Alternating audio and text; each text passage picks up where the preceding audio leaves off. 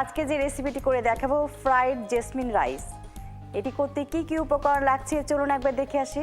Fried jasmine rice. উপকরণ: তেল পরিমাণ মতো, ডিম 1টি, রসুন কুচি 1 টেবিল চামচ, পেঁয়াজ কুচি 2 টেবিল চামচ, চিংড়ি মাছ বাটা আধা কাপ, চিংড়ি মাছ 1 কাপ, ওয়েস্টার সস 2 টেবিল চামচ, লবণ স্বাদ মতো, মটরশুঁটি 1 কাপ, সেদ্ধ চাল 2 কাপ, পেঁয়াজ কলি 1 কাপ, তুলসী পাতা 1 টেবিল চামচ এবং টি ব্যাগ 1টি। দেখে নিলেন কি কি উপকরণ লাগছে, চলুন রেসিপিটি তৈরি করি।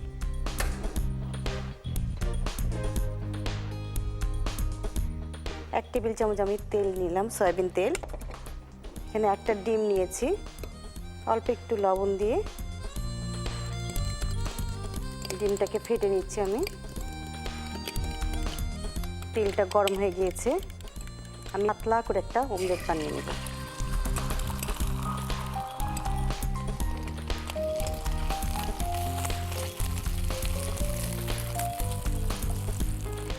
এটাকে উঠিয়ে নেব।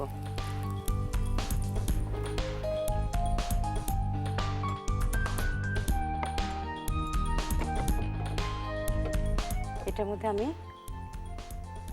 আরো 2 টেবিল চামচ আমি সয়াবিন তেল নিচ্ছি। এটাকে একটু রোল করে চাকু দিয়ে কেটে নেব নুডলসের মতো।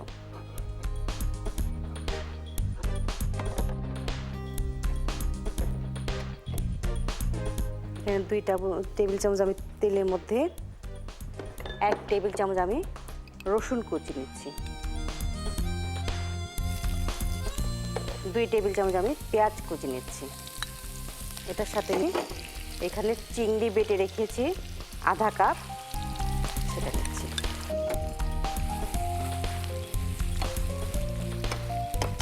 এটার সাথে নিচ্ছি 1 কাপ চিংড়ি সিদ্ধ করে নিয়েছি সেটা, আর দিচ্ছি ওয়েস্টার সস 2 টেবিল চামচ।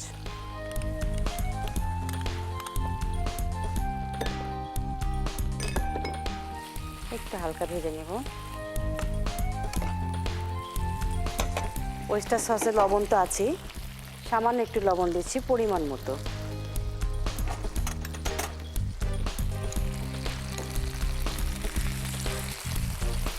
এটার সাথে মটরশুঁটিটা দিচ্ছি 1 কাপ সিদ্ধ করা। এটার সাথে দিচ্ছি আমি 2 কাপ চালের ভাত রান্না করে নিয়েছি, ঝরঝরে করে সেটা দিয়ে দিচ্ছি। এটা চিনি গুঁড়া চালের ভাত।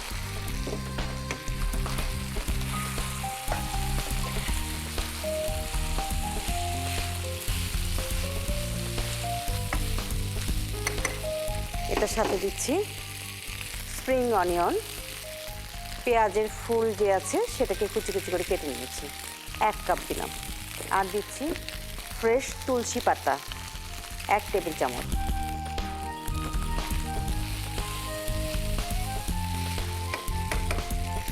আর দিচ্ছি এখানে একটা জেসমিন টি ব্যাগ আমি গরম পানি দিয়ে ভিজিয়ে রেখেছিলাম, সেই চাটা নিচ্ছি 1 টেবিল চামচ।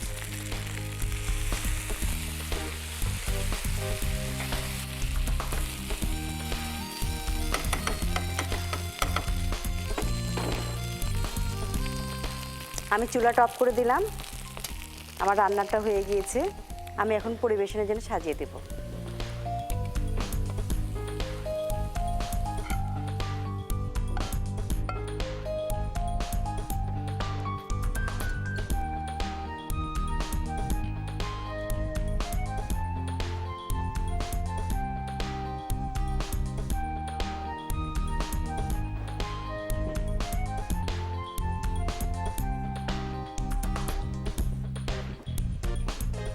হয়ে গেল আমার ফ্রাইড জেসমিন রাইস।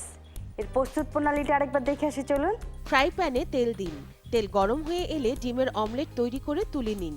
ফ্রাই প্যানে আবারও তেল দিন। ডিমের অমলেট রোল করে কেটে নিন। তারপর গরম তেলে রসুন কুচি, পেঁয়াজ কুচি, চিংড়ি মাছ বাটা, চিংড়ি মাছ ও ওয়েস্টার সস দিয়ে ভাজুন। তারপর এর মধ্যে লবণ, মটরশুঁটি, সেদ্ধ চাল, পেঁয়াজ কলি, তুলসী পাতা ও টি ব্যাগ ভেজানো পানি দিয়ে রান্না করুন। রান্না হয়ে গেলে পরিবেশন করুন মজাদার ফ্রাইড জেসমিন রাইস। দেখে নিলেন কিভাবে রান্না করলাম, একটি মজাদার রেসিপি। বাসাতে অবশ্যই চেষ্টা করবেন।